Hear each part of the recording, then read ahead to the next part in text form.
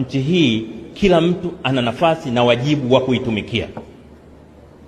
Katika utumishi wa nchi yetu tusitegeane, kila mtu atumikie nchi yake kwa nguvu zake zote. Nimekuwa nikiyasema haya mara nyingi. Mimi hata mambo ya kugombana kivyama mimi siyapendi sana, ujinga tu.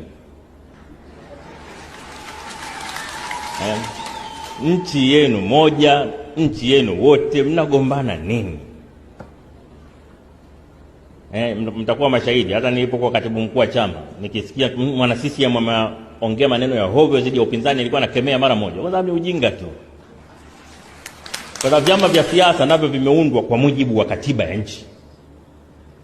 Mtu anapojiunga na chama kingine, maana yake naye anataka kutumikia nchi yake kwa njia nyingine, lakini utumishi ni utumishi.